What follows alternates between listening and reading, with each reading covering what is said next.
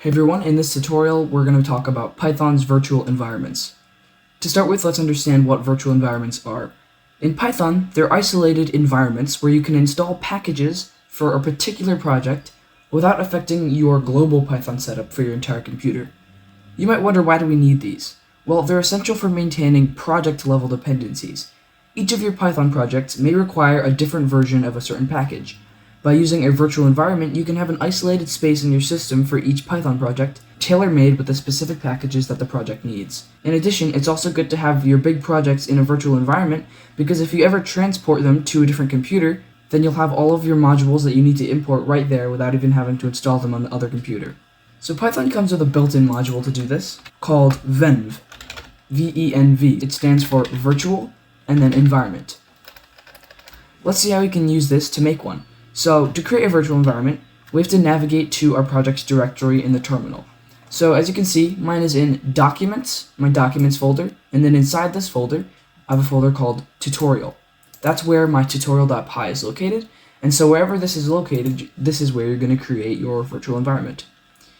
So, let's type python3 -m venv, and then you can call this whatever you want. Let's call it my-env. And so this will create a folder containing all of the packages.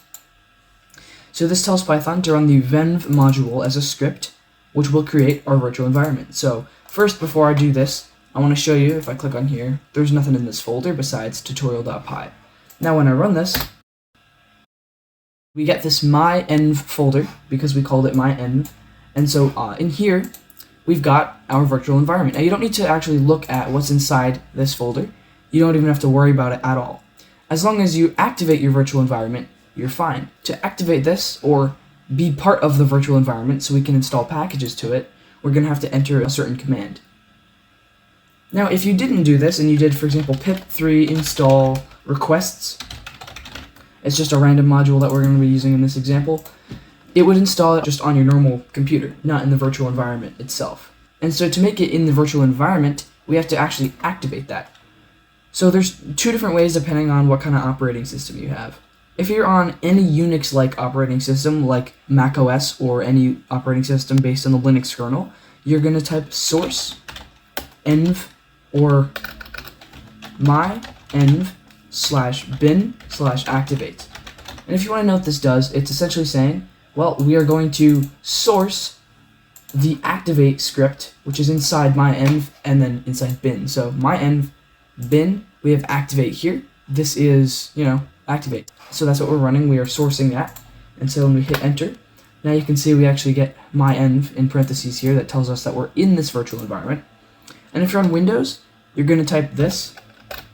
You're going to do my-env /scripts and then activate. So that's what you'll type. Obviously, I'm not going to type that because I'm not on Windows. And so once this is active, we can install any Python packages using the pip command, or pip3. Let's install something to this virtual environment. Let's install requests. So pip install requests.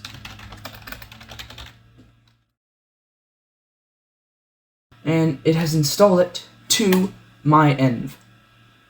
And so it's only in my-env. I don't think I have requests just on my computer itself. It's only in my-env. So only Python files in this project can use my-env. And now we can just say import requests. And you're only going to be able to run this Python file if you've activated the virtual environment. So if you run this when you're not in the virtual environment, if you just run your Python file normally, you're going to get an error. It's going to say requests is not defined or whatever. And so let me just deactivate this real quick.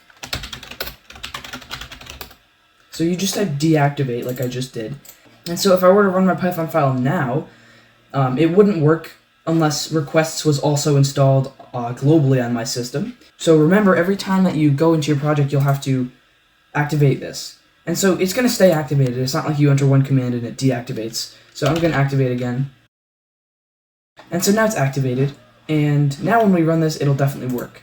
And so after I import requests, we can just use it, for example. Here I could just say, for example, response is equal to requests.get https:// www.youtube.com and then let's just print response. And here we get the response. And if you don't know what request is, it's just a module used for, as you can see, if I hover over it, it actually says what it does in VS Code, but as it says, it's an HTTP library, so that means it's for web development or building websites. And you can do all sorts of things with it, and we're not going to go through this. This is just an example. I just did a request to youtube.com, and it gave me a response, so that means it was valid. YouTube is up, it's running. And so, yeah, but we don't really need to worry about that right now. And one thing I do want to show you is that if I go into my env and I go to lib, in here, you can see that we have pip. We've got all sorts of things related to Python. We've got pip installed here. We've got Python 3 inside this bin here, which stands for binary. Our module is actually installed in here somewhere, right here, requests, because we just installed that. There's obviously some stuff that's already there from the virtual environment to make it work, but we installed requests, that's it.